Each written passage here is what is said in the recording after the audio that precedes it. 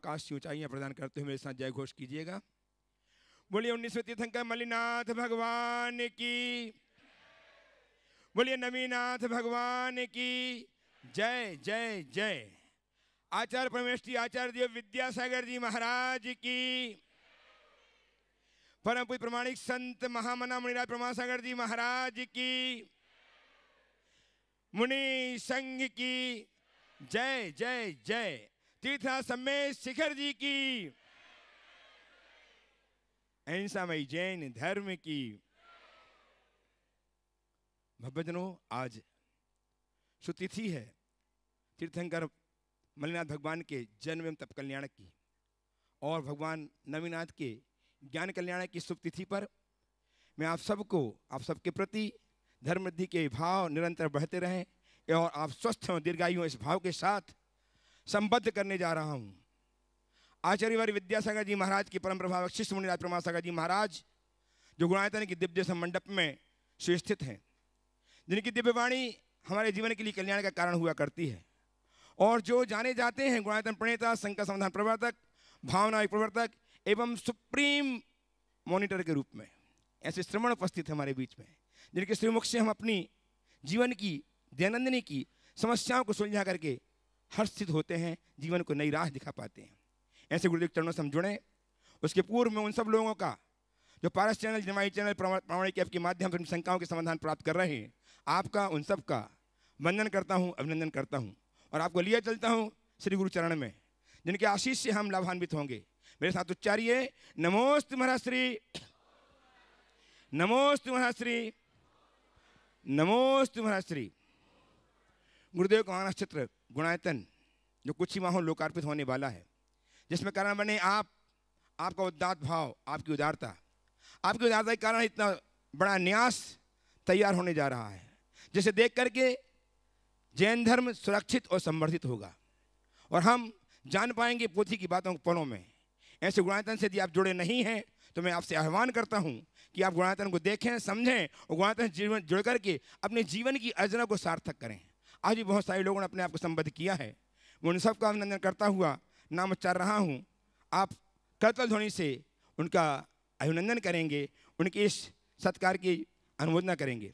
स्वर्णदान देकर के कुसुम प्रफुल्ल जैन कोटा ये संबद्ध हुए हैं गुणायतन स्वर्णिम बनाए जीवन को बहुत बहुत साधुवाद। आपकी करतल ध्वनि उन तक पहुँचे। निर्माण निधि के रूप में श्रीमान अशोक कुमार जी जैन, स्वर्गीय फिरोजी लाल जी जैन हिसार, श्रीपाल कुमार जी, जयंती लाल जी जैन कविता, श्रीपाल हर्ष कुमार जी जैन, श्री श्रीमार दाहोद गुजरात, श्री श्रीमाल दाहोद गुजरात, ये संबद्ध हुए यदि उपस्थित हैं तो अपने स्थान में खड़े होकर गुरुदेव का आशीष प्राप्त करें। श्री श्रीमाल जी। और निर्मामित के रूप में श्रीमान मनोज जी जैन, पुत्री श्री उमेश मंजू जैन, गरिमा जैन, पुत्री श्री देवेंद्र बीना जैन गाजियाबाद संबद्ध हुई हैं।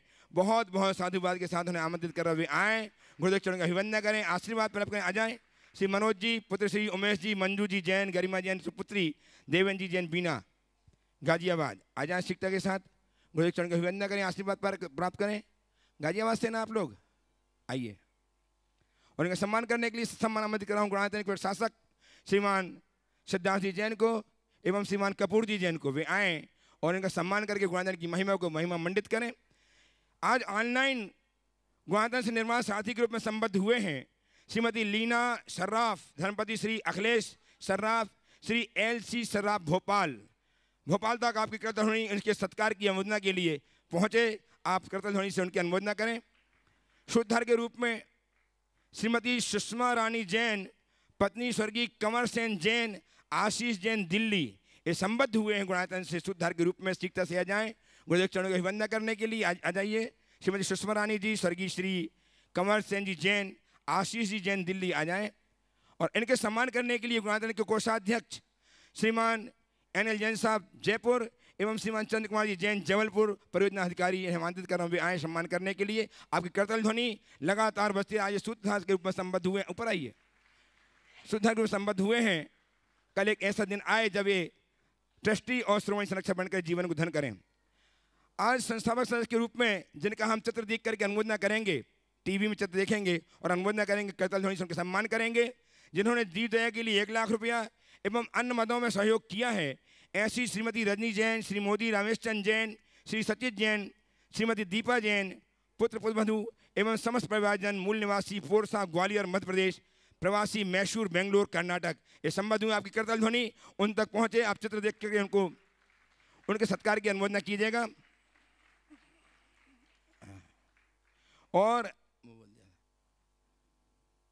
आज जो इन्होंने अपने आप को ट्रस्टी को संबद्ध किया, पहले सूत्रधार थे, आज ट्रस्टी को संबद्ध हुए। बहुत बहुत साधुवाद। और मैं आप सबको लिए चलता हूँ गुरुदेव के श्री चरणों में, जिनकी सुमधुर वाणी हमारी शंकाओं का समाधान करके हमें नई दिशा नई राह देंगी। आमंत्रित कर रहा हूँ श्रीमती मेघा अजमेरा इंदौर से उपस्थित अपने स्थान में खड़े हो जाए। चिकता से तैयार हैं अजय अक्षय जी कासलीवाल अंबड़ महाराष्ट्र। समय वेस्ट नहीं कीजिए, जल्दी जल्दी कीजिए।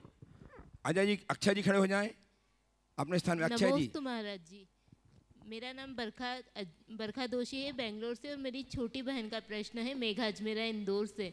वो पिछले 2 साल से कैंसर रोग से ग्रसित है, तो वो ये जानना चाहती है, वो डेली भावना योग करती है और उसको उससे बहुत संबल मिलता है। वो 2 साल से बहुत सहजता और समता के साथ अपनी इस बीमारी से लड़ रही है, पर अभी जब उसको ज़्यादा शारीरिक कष्ट होता है तो वो उस समय में कैसे समता रखे और कैसे अपने आप को संभाले, वो ये जानना चाहती है। नमोस्तु महाराज। देखिए, आपके माध्यम से मैं उन तमाम लोगों तक अपना संदेश पहुंचाना चाहता हूं जो इस तरह की गंभीर बीमारी से ग्रसित है। सबसे पहली बात तो ये ध्यान में रखना चाहिए कि ये बीमारी तन को है, मुझे नहीं। और शरीरम व्याधि मंदिरम, शरीर तो व्याधियों का घर है, इसमें तो बीमारियां लगी हुई है, लेकिन मुझे कोई रोग नहीं, मैं बीमार नहीं हूँ। तन की बीमारी के 100 इलाज हैं, मन की बीमारी का कोई इलाज नहीं। तो कैसी भी कितनी भी गंभीर बीमारी क्यों ना हो जाए, तन की बीमारी को मन पर हावी ना होने दें। पहली बात तो ये भेद विज्ञान का स्मरण करें और एक बात सदैव ध्यान रखें, बीमारी आई है कर्म के उदय से आई है। हमारे हाथ में चिकित्सा है, आरोग्य नहीं। चिकित्सा हम कराएं और अपने आप को रोग रहित महसूस करें। यदि हमारी दृष्टि हमारी चेतना पर है तो हम पर बीमारी कभी हावी नहीं होगी। हिम्मत रखें, मन में ठान लें, मुझे बीमारी को हराना है, बीमारी से हारना नहीं। ये बात अपने अंदर बिठाल दें। बीमारी को हराना है, बीमारी से हारना नहीं है। जो वेदना है, ये वेदना मेरे लिए एक तपस्या का निमित्त बनकर आई है। मुझे अपने कर्मों को काटना है, कर्मों को भोगना नहीं है। कर्म के उदय में यदि हम राग देश करते हैं, आकुल व्याकुल होते हैं, तो कर्म का भोगना है जो हमें व्याकुल करता है, नए कर्म का बंद करा देता है। लेकिन इसे अगर अपना कर्मोदय मानकर सहज और क्षमता रखते हुए सहन करते हैं तो ये हमारे कर्म को काटने की प्रक्रिया है। इससे कर्म की जड़ उखड़ती है। तो ये प्रत्येक व्यक्ति को जब भी कोई बीमारी या और कोई परेशानी हावी हो तो ये सोचना चाहिए, ये मेरे कर्म काटने का निमित्त बनकर आई है। मुझे कर्म को काटना है, कर्म को भोगना नहीं। मन में किसी प्रकार का डर और चिंता हावी नहीं होने देना चाहिए। डर किसका? मैं मर जाऊंगा, तो मरना तो एक दिन सबको है ही। शरीर जन्मा है, शरीर मरेगा। मैं अजर अमर अविनाशी हूँ, मेरा कोई डर नहीं। मरना कोई, मेरा तो मरण ही नहीं, तो मरने का डर कैसा? और मरने का भी जहाँ तक सवाल है, तो जब तक आयु है मुझे कोई हिला नहीं सकता। आयु पूरी हो जाए तो मुझे कोई जिला नहीं सकता। शरीर एक दिन जाना है, जब जाना होगा तभी जाएगा। मेरे डरने से कुछ नहीं। और चिंता अपने परिवार, परिजन या पीछे वालों की, उससे भी मुक्त होना चाहिए। ये संसार है, समय घाव करता है, समय घाव भरता है। जो कल देगा वो कल की व्यवस्था देगा। तत्व ज्ञान सामने रखने से भय और चिंता ये दोनों हमारे मन पर हावी नहीं होते। और जब भय चिंता से मुक्त होकर हम जीने के अभ्यासी हो जाते हैं तो हमारे हृदय में एक अलग प्रकार की प्रसन्नता और सहजता प्रकट होती है। ये हमें बीमारियों से लड़ने की भी सामर्थ्य देती है और हमारे जीवन को आगे बढ़ाने की प्रेरणा भी बनती है। तो ये चीज़ें अपने मन में रखनी चाहिए और उसी प्रकार से दृढ़ता के साथ अपने जीवन का क्रम आगे बढ़ाना चाहिए। वेदना आए उस घड़ी नरकों की वेदना को याद करो।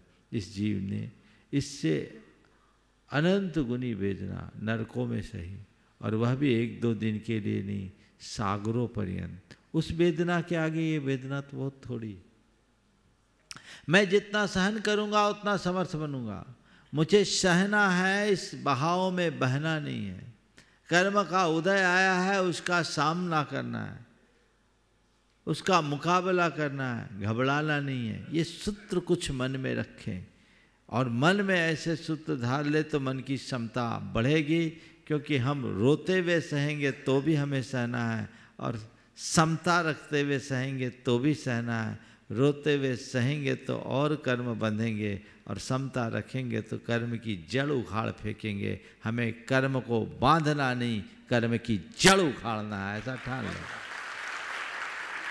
ये मन में इस तरह की तत्व भावना दोहराने से अतिरिक्त शक्ति और सामर्थ्य विकसित होती है, और यही शक्ति, यही सामर्थ्य बड़ी बड़ी बीमारियों से लड़ने में, जूझने में सहायक बनती है। उनसे बोलिए अब भावना योग करते रहिए, तय है अकाल मृत्यु नहीं होगी, और जिस पॉइंट पर पहुंच गए उससे नीचे नहीं गिरेंगे, ऐसा ध्यान रखें। अक्षय जी काशीवाल अंबड़ महाराष्ट्र उपस्थित हों। तैयार हैं यशी जैन फ्रॉम फरीदाबाद, छोटी सी बिटिया की जो भी है यशी। हाँ अक्षय बोलो पहले। चलिए बोलिए अंजय। अक्षय जी। नमस्ते महाराज जी। मेरा प्रश्न यह है कि बिना किसी का दिल दुखाए किसी को मना कैसे किया जाए, हम कैसे सीखें। ऑफिस में भी बहुत बार सिचुएशन ऐसी होती है जिसमें हमको मना करना चाहिए होता है बट हम नहीं कर पाते, तो ऐसे मना करना कैसे सीखें। हमारे गुरुदेव से सीखो। वो ना हाँ बोलते ना बोलते, बोले देखो क्या देखो, तो अगर ऐसी कोई बात आ गई बोले देखता हूँ कोशिश करता हूँ, बस हो गया, बच जाओगे। और तुम लोग इतने होशियार हो, कहाँ कैसे टालना है और कहाँ किसको संभालना है मुझे कहने की जरूरत नहीं। जैन फरीदाबाद से उपस्थित हो, अपने साथियों के साथ जल्दी बोले। तैयार हैं श्रीमती रश्मि जी सराजी जैन बीना जंक्शन, अपने स्थान में खड़े हो जाएं। नमोस्तु गुरुजी, मुझे एक शंका है, इसका निवारण कीजिए। सोने से पहले नमोकार मंत्र क्यों बोलना चाहिए? इसलिए बोलना चाहिए कि अच्छी नींद आए, रात में कोई डर न लगे। और सुनो, सोते समय केवल नमोकार ही नहीं बोलना चाहिए, सोते समय नमोकार बोलते हुए एक प्रार्थना भी करना चाहिए। हे भगवान, आपकी कृपा से मेरा आज का दिन अच्छे से बीत गया, अब मैं सोने जा रही हूँ, सो रही हूँ, मुझे अपना आशीर्वाद बना के रखिए कि मेरी नींद अच्छी आए और मैं अच्छे से सो सकूं, सोने में भी मुझसे कोई पाप ना हो। और यदि इसी बीच मेरी आयु पूरी होने वाली हो तो आप इतनी कृपा करना, मेरी आँख खोल देना, मैं आपका नाम लेते हुए इस दुनिया से जाऊँ। समझ गए? इस प्रार्थना के साथ आप सोओगे तो आपकी नींद बहुत अच्छी आएगी। चलिए उपस्थित हो श्रीमती रश्मि जी सरजी जैन बीना जंक्शन से। तैयार हैं श्रीमती सुषमा जी जैन रोहिणी दिल्ली से, जो आज सूत्रधार ग्रुप संबद्ध हुई हैं। नमोस्तु महाराज जी, नमोस्तु महाराज जी। मेरा और मेरे परिवार की ओर से बारंबार नमोस्तु। इच्छामी महाराज जी, इच्छामी महाराज जी। महाराज जी, शांति धारा का हमारे जीवन में क्या महत्व है और शांति धारा में नाम बोलने का क्या महत्व है? देखिए, शांति धारा के विषय में अनेक बार प्रकाश डाला गया। शांति धारा है क्या? लोक शांति की कामना से किए गए अभिषेक का नाम शांति धारा है। इसकी बड़ी प्राचीन परंपरा है। शांति धारा का उल्लेख जब मैंने देखा तो सबसे पहला उल्लेख तो मुझे आदि पुराण में मिला, जब भरत चक्रवर्ती को 16 अशुभ सपने आए, उसका मन उद्विग्न हो गया, तो आदि पुराण में लिखा उसने अनेक कार्य किए और उस अरिष्ट के निवारणार्थ उसने शांति के लिए भगवान का अभिषेक किया। इसी तरह जब भगवान का जन्माभिषेक होता है तो इंद्र सहस्रनाम से भगवान का स्तवन करने के बाद शांति अभिषेक करता है। तो ये कहीं न कहीं शांति धारा का ही एक रूप दिखाई पड़ता है। आचार्य माघनंदी ने अपने अभिषेक पाठ में सामान्य अभिषेक के उपरांत कुछ विशेष बीजाक्षरों का उल्लेख करते हुए लिखा, इति बृहत शांति मंत्रेण अभिषेकम करोमि। मैं बृहत शांति मंत्र के साथ अभिषेक करता हूँ, यानी विशेष मंत्रों की आराधना पूर्वक किया जाने वाला अभिषेक शांति धारा है और ये मंगलकारी है, पुण्यवर्धक क्रिया है, अरिष्ट निवारक। शांति धारा सारे जगत के कल्याण की भावना से की जाती है और यदि किसी व्यक्ति के लिए कोई अशांति है और उसका नामोल्लेख होता है और वो उस निमित्त कोई त्याग करता है अथवा दान करता है तो त्याग दान उसका सार्थक होता है, उससे उसकी पुण्य की वृद्धि होती है और जीवन में परिवर्तन होता है। ऐसे अनेक लोग हैं जिनके अपने अनुभव हैं और उनके जीवन में शांति धारा के बदौलत चमत्कारिक प्रभाव हुआ है। मैं उल्लेख नहीं करूँगा, आपको इसको जानना है। मैं इसलिए उल्लेख नहीं करूँगा क्योंकि आप लोग सोचोगे महाराज महिमा मंडन करना चाहते हैं।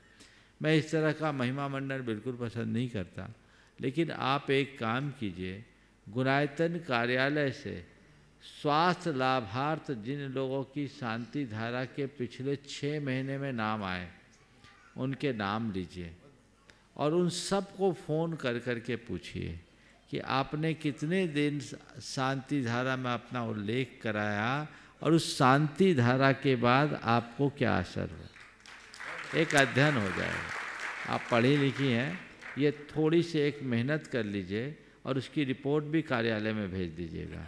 बड़ी कृपा होगी आपकी, लोगों को एक तथ्य मिलेगा। लोग धन्यवाद देते हैं, आभार जताते हैं, खुशी होती। तो शांति धारा कोई क्रिया नहीं है, लेकिन कब जब आप मन से करो और उसमें कुछ ना कुछ तुम्हारा दान लगना चाहिए। पुण्य वर्धन की एक क्रिया है, मनोयोग के साथ करना चाहिए। कई तो ऐसे ऐसे प्रकरण आए जो मरणासन लोग ठीक हुए। मैं इन सब चीज़ों को इसलिए उल्लेखित नहीं करना चाहता कि ये बात दावे के साथ नहीं की जा सकती कि इस सबसे आदमी अमर हो जाएगा। मरने से इसके बाद भी कोई नहीं बच सकता। जब तुम्हारी आयु होगी तो तुम्हें जाना ही होगा, लेकिन इतना हो सकता है कि अकाल मरण टल जाए, व्याधि टल जाए, व्याधि का वेग नाश हो जाए। हमारे पास है क्या? प्रार्थना, पूजा, आराधना के अलावा अशुभ के निमित्त से ये दुस्संयोग प्रकट होते हैं और शुभ अनुष्ठान से ही उस अशुभ को काटा जा सकता है। इसलिए अपने दुख दारिद्र को दूर करना है, अपने शोक संताप को नष्ट करना चाहते हैं तो शांति धारा जैसे अनुष्ठान करना चाहिए। लेकिन मैं पुनः एक बात दोहराऊंगा, केवल इन क्रियाओं में ही अपना धर्म मत मानना। इन सब को करने के पहले एक धारा अंदर छोड़ो। शांति धारा करने वालों को एक धारा अंदर छोड़नी चाहिए कि कर्म का उदय है, मुझे डरना नहीं है, जो होगा उसका सामना करना है। पहली शांति धारा अंदर होना चाहिए। समझ गए? क्योंकि जब कर्म हावी होता है तो कोई निमित्त काम नहीं करते, और जब हम कोई शुभ निमित्त का आश्रय लेते तो उससे धीरे धीरे कर्म को कमजोर किया जाता है। जब कर्म कमजोर होगा तो आत्मा का जोर चलेगा। मैं उन लोगों से जरूर कहना चाहता हूँ जो ये कहते शांति धारा में क्या होता, ये तो व्यापार बन गया है, वो उनकी बुद्धि की विकार ही मानता हूँ। कम से कम इन्हें समझे तो। हर चीज़ को पैसे के नज़रिए से नहीं देखना चाहिए। पुण्य वर्धन की क्रियाओं में दान को दुर्गति का नाशक क्यों कहा, ये चीज़ें समझनी चाहिए, उसका परिणाम भी देखना चाहिए। तो इस बात को बहुत व्यापकता और समग्रता से सोचने की ज़रूरत है। न तो इनका एक तरफा आप अतिरंजन करें और इन्हें बढ़ा चढ़ा कर प्रस्तुत करें और इनमें अंधविश्वास रखें, और न ही इनको एकदम सिरे से नकारे। इन क्रियाओं का महत्व है, महिमा है। तत्व ज्ञान के साथ जब हम धर्म अनुष्ठान करते हैं, हमारा पथ निश्चित प्रशस्त होता है। उपस्थित हो श्रीमती सुषमा रानी जैन, साथ में आशीष जी, प्रियंका जी जैन, रोहिणी दिल्ली। तैयार हैं श्रीमान बिमल जी, श्रीमती रजनी जी, पुत्र रुचित जी के साथ भीटा वाले सहपरा। महाराज जी, मेरा प्रश्न यह है कि मेरे भाव जब भी किसी नियम को लेने के बनते हैं तो मेरा मन दृढ़ नहीं होता और इसमें स्थिरता नहीं आती। मैं सोच के फिर वहीं की वहीं रह जाती हूँ। मैं चाहती हूँ कि मैं किस तरह से अपने पुण्य को गाढ़ा करूँ, जो जिससे मैं कुछ नियम अंगीकार इस उम्र में ले सकूँ, अंगीकार कर सकूँ और मेरा धर्म ध्यान ठीक से पल सके। नियम लेने का मन होता है, बाद में नहीं ले पाती तो एक संकल्प ले लो, जब मन हो तभी ले लो। महाराज जी, बात का मौका ही मत आने दो। ये बात की हवा खतरनाक होती है। ये बाद वाला चक्कर ही पालना बंद करो और संकल्प ले लो, तब नियम निभेगा। संकल्प कैसे लूँ महाराज जी? उसी समय जो नियम लेना है कि लेना है तो लेना ही है। जब भाव आए संकल्पित हो जाओ। नमस्ते। उपस्थित श्रीमान बिमल जी, श्रीमती रजनी जी, रचित जी के साथ भीटा वाले सहपरा। तैयार हैं श्रीमान हिमांशु जी, राहुल जी, निर्मेश जी के नेतृत्व में NIT फरीदाबाद से 50 श्रावकों का समूह। सहपरा समाज का एवं समस्त भीटा वाले श्रीमंत परिवार का महाराज जी नमोस्तु नमोस्तु नमोस्तु। नमोस्तु महाराज जी, इच्छा भी महाराज जी। महाराज जी, जो अंतराय कर्म का उदय आता है उसके हम किस माध्यम से मतलब कम कर सकें? देखिए, अंतराय कर्म के क्षय का 2 उपाय, जिन पूजा और पात्रदान। कितने भी तीव्र अंतराय कर्म का उदय होगा, इन्हीं से निवारण होगा। जिन पूजा और पात्रदान में विघ्न डालने से तीव्र अंतराय का बंध होता है और जिन पूजा और पात्रदान करने से अंतराय का क्षय उपशम होता है। इसलिए कभी जीवन में ऐसे अंतराय, हर किसी को हीनादि के रूप में अंतराय का सामना करना पड़ता है, लेकिन वो ये 2 क्रियाएं अपनाए तो उसका अंतराय टल सकता है। NIT फरीदाबाद से 50 श्रावकों का समूह उपस्थित हो जाए। श्रीमान हिमांशु जी, राहुल जी, निर्मेश जी के नेतृत्व में जो आए हुए हैं, प्रश्न करें। नितिन जी करेंगे प्रश्न। और तैयार हैं सुश्री सांची लिखमावत, सुपुत्री दिलीप जी, भावना जी, भिंडर। महाराज जी के चरणों में त्रिबार नमोस्तु नमोस्तु नमोस्तु नमोस्तु। महाराज जी, मेरा प्रश्न आज की जनरेशन गैप से संबंधित है। आज जब बच्चा जो छोटे होते हैं तो उनका धर्म में बड़ी रुचि होती है। जैसे जैसे वे किशोरावस्था में प्रवेश करते हैं, वह धर्म से विमुख होते जाते हैं। हम माँ बाप की उस वक्त क्या भूमिका होनी चाहिए कि वो उस अवस्था में प्रवेश करने से पहले धर्म विमुख ना हो पाए?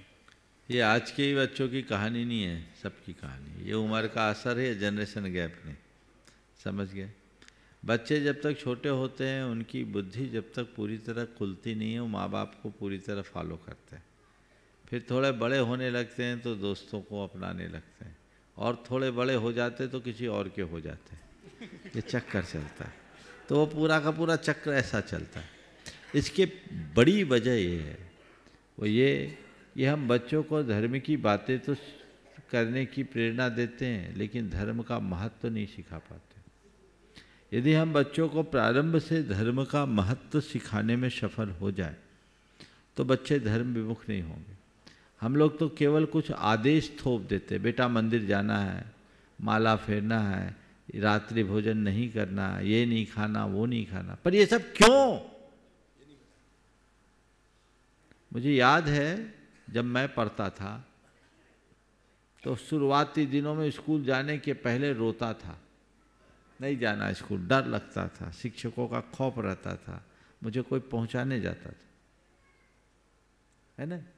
और आज किसी बच्चे का स्कूल मिस करने के लिए बोल दो तो रोता है। परिवर्तन है ना।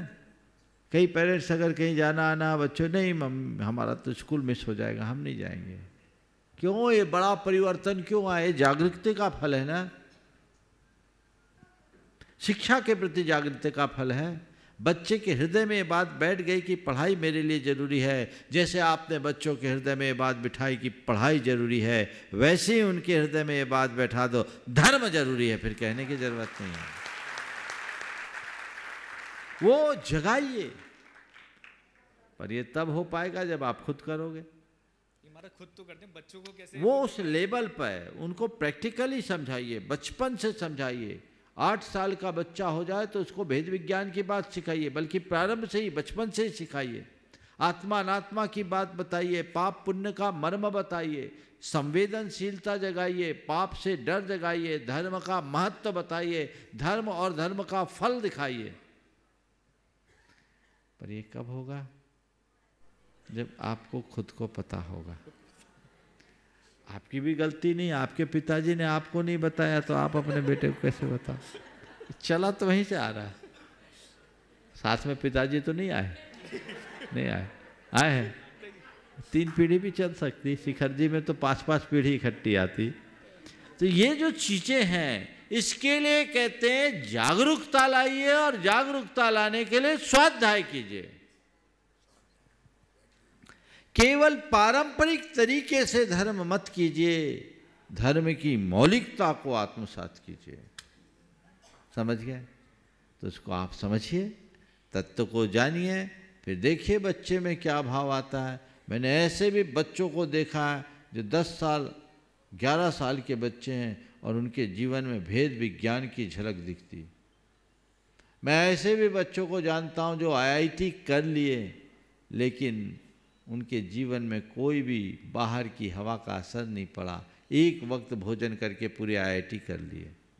भेद विज्ञान की भावना के साथ भाई फाउंडेशन को मजबूत कीजिए, इमारत बुलंद रहे। उपस्थित हो सुश्री साची लिखमावत, सुपुत्री दिलीप जी, भावना जी भिंडर। तैयार हैं श्रीमती मंजू जी सिंघई, श्रीमान चंद्र कुमार जी सिंघई जबलपुर, परियोजनाधिकारी गुणायतन। जल्दी। नमोस्तु महाराज जी, नमोस्तु महाराज जी। मैं मेरे प्रश्न को प्रस्तुत करने से पहले कुछ पंक्तियाँ प्रस्तुत करना चाहती हूँ। हारी हूँ गुरुवर, पर आप पे भरोसा है, जीतूंगी एक दिन मेरा दिल ये कहता है। मेरे माझी बन जाओ, मेरी नाव चला जाओ, रोतों को मेरे गुरुवर आप गले लगा जाओ। हाँ। हारी बोलो, सवाल करो। महाराज जी, मेरा प्रश्न यह है कि मैंने बहुत से इंसान देखे हैं जिनके बदन पर लिबास नहीं होता। मैंने बहुत से लिबास देखे हैं जिनके अंदर इंसान नहीं होता। कोई हालात नहीं समझता, कोई जज्बात नहीं समझता। ये तो बस अपनी अपनी समझ है कि कोई कोरे कागज को भी पढ़ लेता है तो कोई पूरी किताब नहीं समझता। तो महाराज जी, आज के समय में इंसान कोरा कागज ही क्यों बनकर रह गया है? वो पूरी किताब क्यों नहीं बन सकता? कृपया समाधान कीजिए। आज का इससे बहुत अच्छा वाक्य आपने प्रस्तुत किया। मुझे लगता है जरूर व्हाट्सएप से आया हो। इसकी भाषा ही बता रही है ना, है ना? चलो, कम से कम इसके लिए भी मेहनत तो इसने की होगी। अरे एक अच्छी बात सबके बीच तक इसके निमित्त से पहुंची। आपने कहा कि आज इंसान कोरा कागज बनकर क्यों रह जाता, पूरी किताब क्यों नहीं बन पाता। मैं तुम्हारी बात से असहमति प्रकट करते हुए कहूँगा, इंसान किताब बने या न बने, कम से कम कागज बना रहे, उसमें कुछ और ना होने दे। कोरा कागज होना बुरा नहीं है, कोरे कागज की हमेशा उपयोगिता है, अहमियत है, पर उसी कागज को अगर कोई गंदा कर दे तो किसी काम का नहीं। समझ गए? तो कोरा जीवन, कोरा कागज, कोरा ही रह गया, आप लोग बोलते हैं ना। हाँ हाँ, तो ये कोरा रहने में कोई बुरा नहीं है, लेकिन हम लोग भर देते, उसे गंदा करते हैं। अपने जीवन के इस पृष्ठ को उज्जवल बनाओ, और यदि उसमें कुछ अंकित करना है तो सुंदर चित्र अंकित करो। उसे स्याही के दाग धब्बे से विकृत मत करो। जो सदाचरणी होता है वही जीवन आगे बढ़ाता है। आइए श्रीमान चंद्र कुमार जी, मंजू जी सिंघई जी, परियोजनाधिकारी जबलपुर से। तैयार हैं श्रीमती मंजू देवी, मांगीलाल जी जैन भिंडर। नमोस्तु महाराज जी, नमोस्तु नमोस्तु, इच्छामी इच्छामी इच्छामी। महाराज जी, मेरा प्रश्न है कि जब हम रास्ते पे चल रहे होते हैं और हमारे पैर के नीचे कोई जीव आकर मर जाता है और हमें बाद में पता चलता है कि हमारे पैर के नीचे कोई जीव आ गया, ये ज्ञात भाव कि अज्ञात भाव? देखिए, अगर हम देखते हुए चल रहे हैं, सावधानी पूर्वक चल रहे हैं, तो यदि कोई जीव आकर मरता है तो हम हिंसा के भागीदार नहीं। पर अनदेखे चल रहे हैं, बिना देखे चल रहे हैं, और कोई जीव न मरे तो भी हम हिंसा के भागी। समझिए, तो ज्ञात भाव अज्ञात भाव, देखकर जानबूझकर रखे तो ज्ञात भाव, और बिना देखे तो प्रमाद भाव है। ये प्रमाद भाव बहुत खतरनाक है, इसलिए देख के चलना चाहिए। जी नमस्ते। उपस्थित श्री मंजू देवी जी, मंगला जी फिंडर तैयार सीधे हैं। सवाल बिना भूमिका के। तैयार हैं विजिता जी, अक्षय जी कासलीवाल। विजिता अक्षय कासलीवाल उपस्थित हो जाएं। महाराज साहब के चरणों में बारंबार नमस्तु नमस्तु नमस्तु।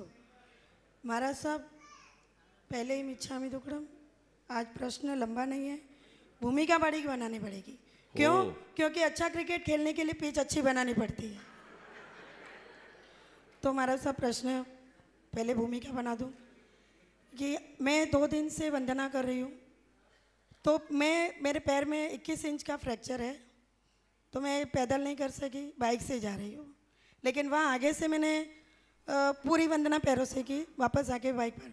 लेकिन मुझे जो लेकर जाने वाले बाइक राइडर थे वो संयोग से जैन मिल गए, तो मुझे लगा कि मेरा पैसा अच्छे में लगा। लेकिन आज मैंने जो वंदना की वो उनसे कुछ कांटेक्ट नहीं हो पाया और दूसरे मिल गए, तो मेरे दिल में थोड़ी शंका बैठ गई। तो मैंने जाते जाते उनसे पूछ लिया, भैया नॉनवेज तो नहीं हूँ? तो उन्होंने ऐसी ऐसी बातें कही जो मुझे बहुत अच्छा लगा कि मैं बचपन से ही नहीं हूँ और बचपन से यहीं पर हूँ और बिल्कुल नहीं है। लेकिन अब मेरी शंका ये है कि मैं 2-3 दिन से पीछे के रास्ते से जा रही हूँ, तो महाराज साहब मैंने वहाँ मुर्गियाँ वगैरह देखी, तो ये तो आपको जनरली मालूम ही होगा कि मुर्गियाँ और उनका उपयोग कौन करते हैं।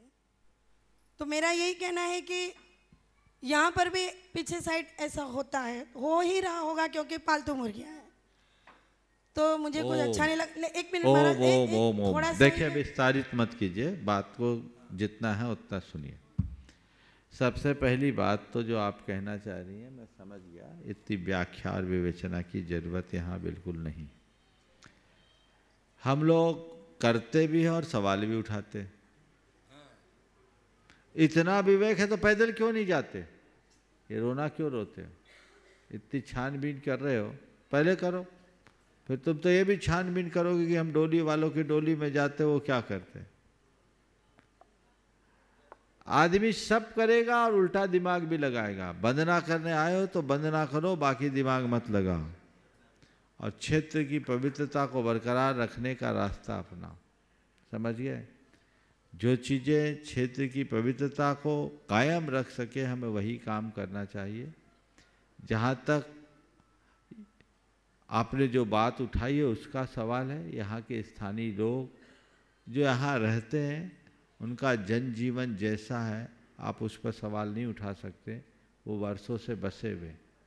बस हमारा प्रयास ये करना होना चाहिए कि कोई गैर लोग इस तरह का कार्य न करे, और उन लोगों के हृदय में हम ऐसी जागरूकता लाएं कि उनका जीवन भी बदले। जिनमें ज्ञान आ रहा है वो सब बदल रहे हैं, जिनके अंदर अज्ञान है उनको कोई बदल नहीं सकता। हम लोग सवाल उठाते हैं, करते कुछ नहीं है। इस तरह का सवाल उठाने से लोगों की भावनाएं भी आहत होती है। इसलिए जाते आते समय आप खुद सावधानी रखिए, अपनी समझ से करिए। और मैंने तो अनेक बार कहा कि इस तरह के साधनों से वंदना करने से अच्छा तलहटी की वंदना कर लो, तुम्हारी वंदना हो जाएगी। और क्या है उसकी जरूरत? तो महाराज साहब मुझे अच्छा भी लगा, जितना वो बोल रहा हूँ उतना सुनो। सुबह 5 बजे जितना बोल रहा हूँ उतना सुनो, इसलिए इन बातों को उसी तरीके से ध्यान में रखना चाहिए। अगला सवाल। गीता जी, अक्षय जी कास्तीवाल उपस्थित हो, तैयार हैं। व्रती बहन प्रिंसी जैन, गोटेगांव। नमोस्तु महाराज जी, मैं विदिता अक्षत कास्तीवाल मुंबई से, ये मेरी भाभी है बेंगलोर से। मेरा ये एक प्रश्न है कि धर्म कहता है आध्यात्मिक बनो, पर आजकल का संसार कहता है प्रैक्टिकल बनो, तो इस कश्मकश में हमने क्या करना चाहिए? धर्म कहता है आध्यात्मिक बनो, संसार कहता है प्रैक्टिकल बनो, तो मैं ये कहता हूँ आध्यात्मिक होने का मतलब इम्प्रैक्टिकल होना कब से हो गया? मैं तो समझता हूँ एक आध्यात्मिक व्यक्ति जितना प्रैक्टिकल होता है उतना कोई दूसरा नहीं हो सकता। समझ गए? आपके संदर्भ, आपकी समझ में प्रैक्टिकल होने का मायना क्या है?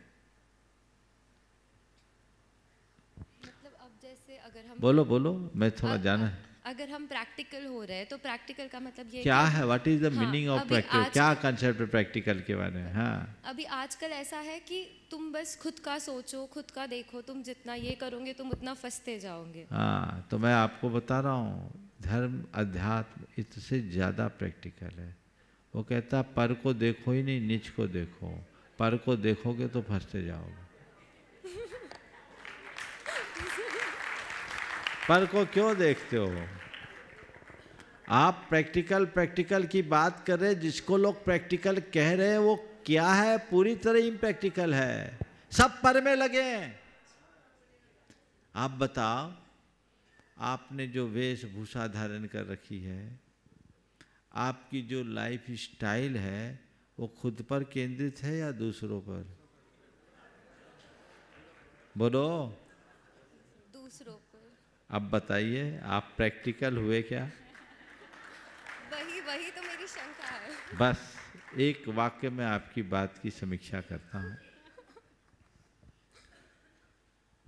आज का युग दूसरों को दिखाने के लिए है और अध्यात्म खुद को देखने की प्रेरणा देता है।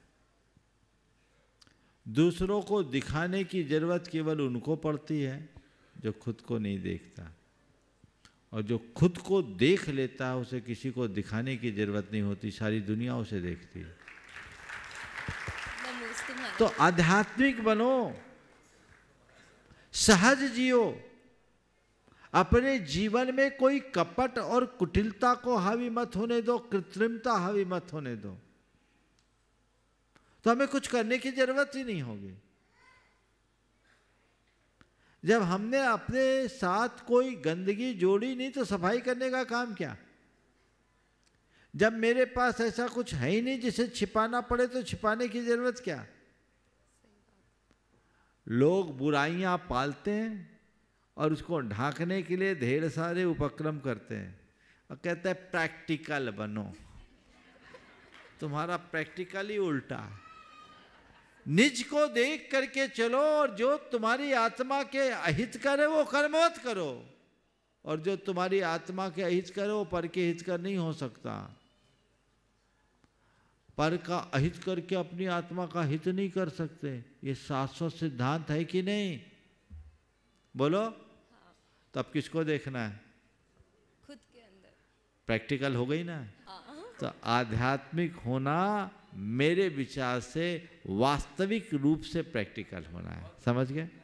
नमोस्तु महाराज। उपस्थित हो प्रति बहन प्रिंसी जैन गोटेगांव, और तैयार रहे श्रीमान ऋषभ जी जैन राजस्थान। नमोस्तु महर्षि। मेरा प्रश्न है कि किसी के प्रति माध्यस्थ भाव रहने का हम प्रयास करते हैं, पर उन्हीं के विषय में हमारे सोचने और बोलने का भाव आता है, तो उनके प्रति माध्यस्थ भाव कैसे रखें? माध्यस्थ भाव एक बड़ा कठिन तप है। जल्दी से हर किसी के मन में माध्यस्थ भाव नहीं आता, लेकिन माध्यस्थ भाव लाना चाहते तो सबसे पहले उसके प्रति राग द्वेष खत्म करो, उसको क्षमा करो, उससे क्षमा मांगो।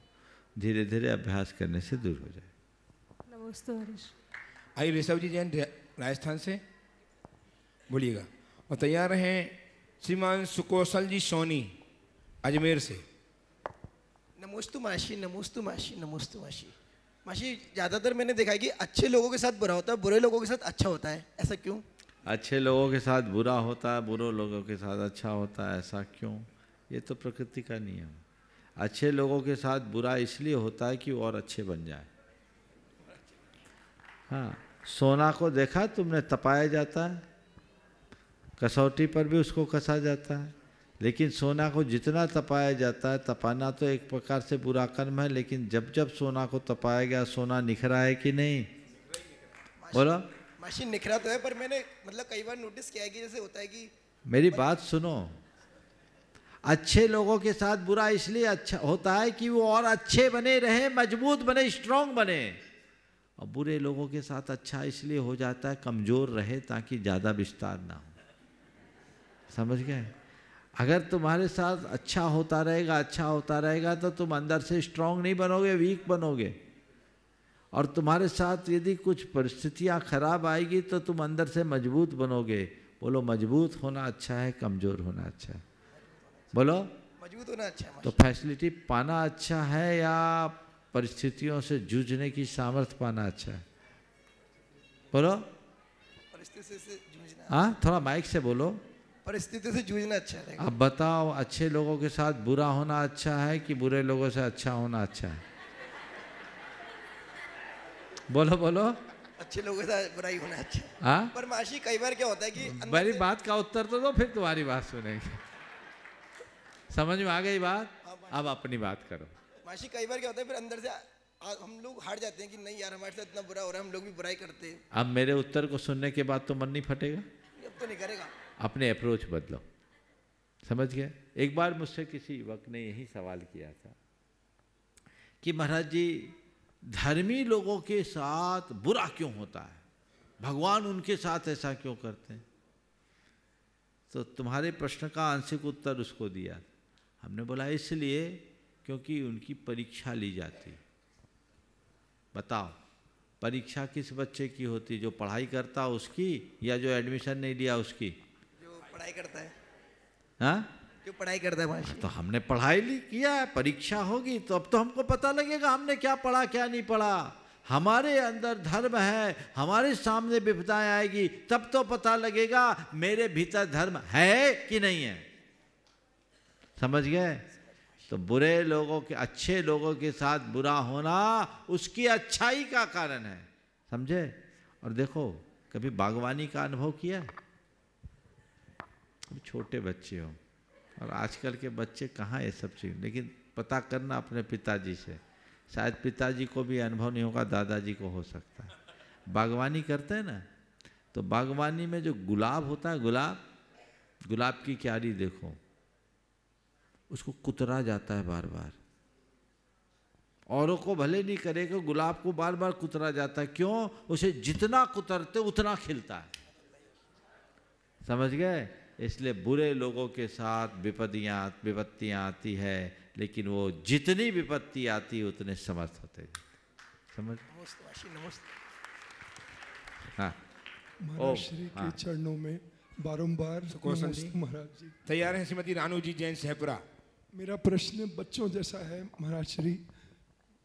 हमने बचपन से सीखा है कि अर्घ चढ़ाना एक जैसे एक कुछ अपन लोग चढ़ाते हैं, नैवेद्य है, दीप है, चाहे अर्घ है, जो भी है। अभी कुछ साथी लोग बोलते हैं अरे भाई एक चिटकी चढ़ाओ, नाम मात्र का चावल चढ़ाओ, नाम मात्र का चढ़ाओ। क्या ये सही है या अपने को अपने हिसाब से ठीक तरह से चढ़ाना चाहिए? उसी तरह का एक और प्रश्न है महाराज श्री, दोनों रिलेटेड है। अपन शांति धारा करते हैं, अपन पक्षाल करते हैं सुबह के अंदर में, तो सब अपने हिसाब से करते हैं। उसमें ये बोला जाता है इतना जल न डालें, इसमें हिंसा होती है। कृपया प्रकाश डालें महाराज श्री कि बहुत अच्छा सवाल आपने किया है। ये अहम सवाल है और बहुत सारे लोगों के सामने ये सवाल आता है। सबसे पहली बात, अर्घ्य चढ़ाना, एक चावल एक चिटक चढ़ा दो, वो भी नहीं चढ़ाओ तो क्या बुराई है, फिर चढ़ाओ ही मत। यही बात। पर समझिए पूजन है क्या। आचार्य वीरसेन महाराज के सामने एक सवाल उठा, का नाम अर्चना, अर्चना किसको कहते हैं? तो उन्होंने उत्तर दिया, जल गंध अक्षत दीप धूप फुप फलादि ही सग भक्ति पगासो नाम अर्चना। अर्थात जल गंध अक्षत आदि अष्ट द्रव्यों के माध्यम से अपनी भक्ति को प्रकाशित करने का नाम पूजा है, अर्चना है। तो ये अष्ट द्रव्य की जो सामग्री है, इसके माध्यम से अपनी भक्ति को प्रकाशित करो। अब तुम एक एक चावल गिन रहे हो, एक एक चिटक गिन रहे हो, तो भक्ति को प्रकाशित कर रहे हो कि दरिद्रता को? बोलो। अगर तुम्हारे हृदय में भक्ति होगी तो तुम तो भर भर पुंज चढ़ाओगे, दिव्यता के साथ चढ़ाओ, भव्यता के साथ चढ़ाओ। हाँ, लेकिन इसमें भी अतिरेक ना हो। कुछ लोग क्या करते हैं, सामूहिक पूजा हो तो मुट्ठी भर भर के डालते हैं। नहीं, वो गलत, वो भी गलत। अतिरेक कहीं नहीं होना चाहिए, तो कंजूसी भी बिल्कुल नहीं होनी चाहिए। जो योग्य हो उसके अनुरूप काम करो, तो ये उत्तम होता है। अभिषेक आदि में अधिक जल को अर्पित करने का जहाँ तक सवाल है, अभिषेक मन भर करके करो। लेकिन जहाँ सामूहिक रूप से अभिषेक हो रहा है, बहुत सारे लोग अभिषेक कर रहे हैं, तो वहाँ ये विचार जरूर करना चाहिए कि अभिषेक के बाद इस गंधोदक को हम कहाँ ठंडा करेंगे।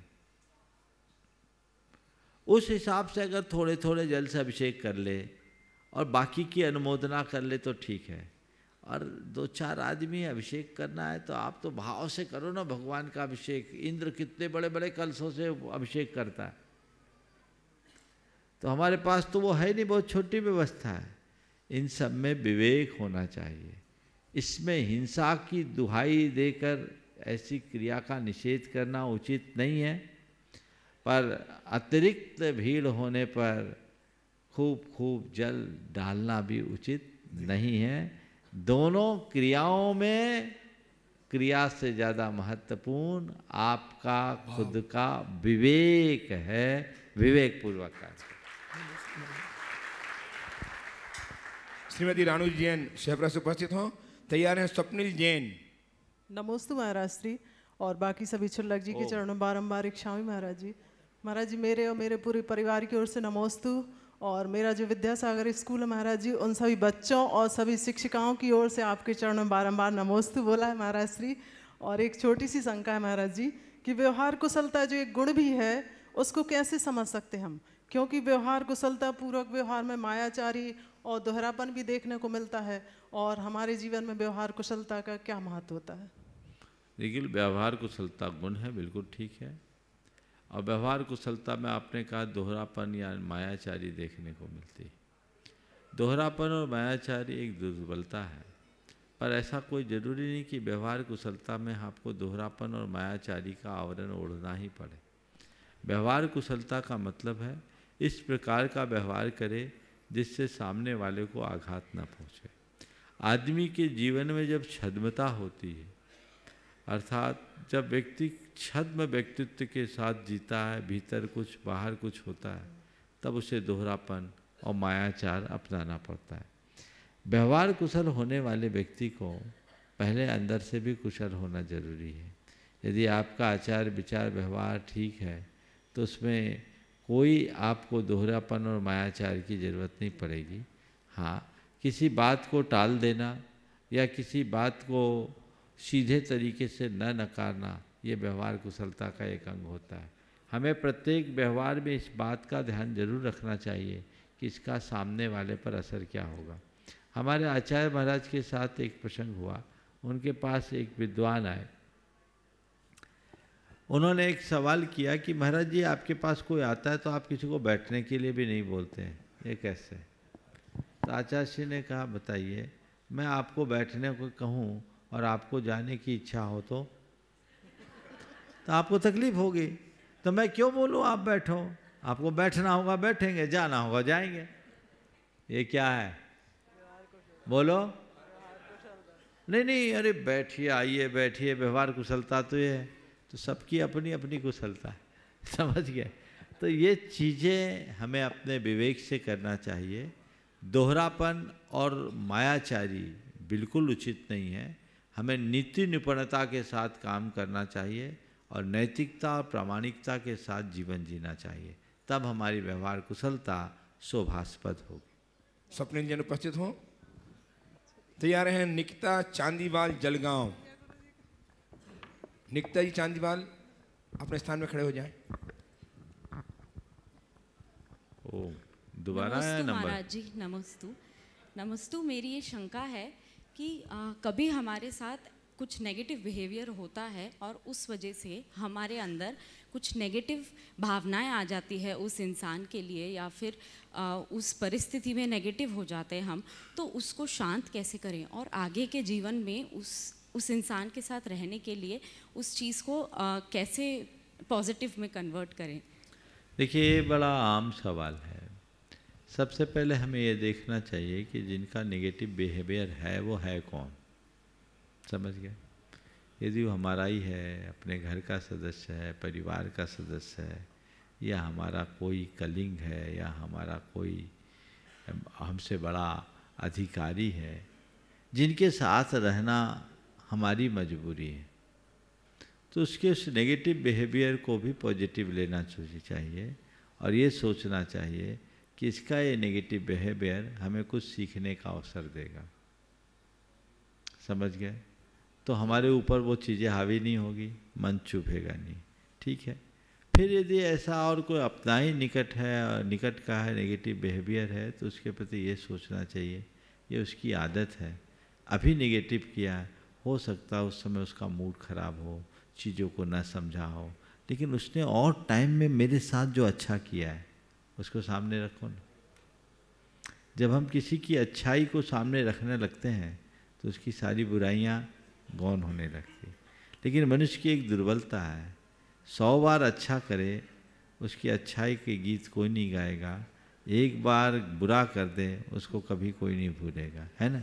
तो ये हमें क्यों ऐसा करना, हम समग्रता से क्यों नहीं सोचते। उसने मेरे साथ नेगेटिव बिहेवियर किया, हमें वो नेगेटिव बिहेवियर किया कि नेगेटिव बिहेवियर हुआ, हमें ये भी देखना चाहिए। तो ये चीज़ें जब हम सामने देखेंगे, और मान लीजिए किसी का ऐसा स्वभाव ही है तो उसको हमको झेलना पड़ता है ना, तो इनको हम देख करके टाल सकते हैं। तो ये दृष्टिकोण अपने अंदर रखना चाहिए। और यदि कोई ऐसा व्यक्ति है जिससे हमारा कोई नाता नहीं है और उसने नेगेटिव बिहेवियर किया, तो इससे उसकी स्वभाव, उसकी प्रवृत्ति को जानकर ऐसे लोगों के प्रति सुरक्षित दूरी रखना चाहिए और सोचना चाहिए चलो पहली बार में हमें बड़ी नसीहत मिल गई, आगे हम इनके प्रति सावधान रहेंगे, तो ये नेगेटिव बिहेवियर भी हमारे लिए पॉजिटिव बन सके। उपस्थित हों जलगांव से निकिता जी तांजीवाल, तैयार हैं दीपांशु जैन फरीदाबाद। बोलिए। नमोस्तु गुरुवर, मेरा और मेरे परिवार की ओर से आपको बहुत नमोस्तु। गुरुवर, मेरा प्रश्न ये है कि इन दिनों एक कोर्स चलता है बच्चों बड़ों के लिए, जिसमें बच्चों की ब्लाइंड फोल्ड कर दिया जाता है, आँखों पे पट्टी बांध दी जाती है और बच्चे किताब पढ़ सकते हैं या फिर रंग पहचान सकते हैं। तो गुरुवर, प्रश्न ये है कि क्या ऐसा संभव है कि हम एक इंद्रिय का कार्य किसी दूसरी इंद्रिय से करवा सकें? ये संभव है, कोई बात नहीं है। इसमें नोट का नंबर भी बता देते हैं, जेब में कितने रुपए रखे ये भी बता देते हैं। ये हमारे श्रुतक ज्ञान के और मति ज्ञान के उपशम के बल पर हो सकता है, धारणा ज्ञान के बल पर हो सकता है, कोई बात नहीं। नमस्ते गुरुवर। दीपांशु जैन फरीदाबाद से उपस्थित हो, तैयार। मन है ना, मन सब इंद्रियों का स्वामी है, तो मन के माध्यम से हम किसी भी इंद्रिय का काम कर सकते हैं। नमस्ते। गुरुदेव के चरणों में मेरा सशक्त नमन, बारंबार कोटि नमन। गुरुदेव, मेरी एक शंका है, उसका समाधान कीजिए। गुरुदेव, जिस प्रतिमा को आप बोलो जल्दी। गुरुजी, जिस प्रतिमा को आप सूर्य मंत्र से प्रतिष्ठित करते हो और उसी के बाद उसी प्रतिमा को आप नमोस्तु करते हो, उसके पीछे क्या कारण है? फिर हम लोग जैसे सूर्य मंत्र देते हैं, हमको प्रतिमा दिखती नहीं, भगवान दिखते तो हम अपने आप झुक जाते हैं, तो भगवान दिखने लगते, यही इसका कारण है। मंत्र देते ही मूर्ति में भगवान के दर्शन होने लगते हैं, और जिसे मूर्ति में भगवान के दर्शन होंगे वो और कुछ कैसे करेंगे, समझ गए? अभिषेक जी उपस्थित हो, तैयार हैं रत्नाजन फरीदाबाद से ही। ओ रत्ना जी उपस्थित हो जाए। अभिषेक जल्दी कीजिए। परसों का कार्यक्रम बोलो, 24 तारीख 24 से 28 दिसंबर तक गुरुदेव के सानिध्य में। नमोस्तु गुरुदेव। एक मिनट मैं ही बोल देता हूँ। आगामी 24 से 28 दिसंबर तक यहाँ पर 5 दिवसीय एक बृहद शिविर का आयोजन किया जा रहा है, जिसमें सराक बंधुओं को प्रशिक्षण का शिविर दिया जाएगा। वो पूरे सराक क्षेत्र से यहाँ आ रहे हैं। 5 दिन का वह कार्यकर्ता और वहाँ के युवकों को विशेष रूप से प्रशिक्षण दिया जाएगा, ताकि वो जैन धर्म के साथ जुड़कर अपने जीवन को और आगे बढ़ा सके। ये एक बहुत अच्छा उपक्रम प्रारंभ होने जा रहा है, हमें उसका लाभ लेना चाहिए। बोलिए। नमोस्तु गुरुदेव, मेरा क्वेश्चन ये है, जैसे अनादिकाल से हमारा जैन धर्म चला रहा है, हम लोग सुनते आए हैं और हमने देखा भी है, पर ये मेरा क्वेश्चन ये है कि जैसे जिस टाइम पे डायनासोर वगैरह होते थे, आज से 5000 7,000 साल पुराने, तो मतलब उस टाइम के जो अवशेष हैं वो हमारे जैन धर्म भी तब रहा होगा, तो अब को अवशेष वगैरह अब क्यों नहीं मिलते? मतलब उन लोगों के तो मिलते हैं डायनासोर वगैरह के 7,000 साल पुराने, 6,000 साल पुराने, तो जैन धर्म के अवशेष क्यों नहीं मिल पाते हमें? देखिए, अगर आपने हड़प्पा मोहनजोदड़ो के उत्खनन से प्राप्त अवशेषों का अध्ययन किया होगा तो 5000 साल पुरानी सभ्यता है, वहाँ बहुत सारे जैन अवशेष मिलते हैं। और आपने पूछा कि डायनासोर आदि के अवशेष मिलते हैं, मानवीय अवशेष क्यों नहीं मिलते? तो जैनों के क्या किसी के नहीं मिलते हैं? मानवीय अवशेष भी कुछ अंशों में मिले हैं, तो उसको उसी तरीके से देखना चाहिए। समझ गए? समय हो गया, यहीं पर विराम। बोलिए परम पूज्य आचार्य गुरुवर श्री विद्यासागर जी। जय जय।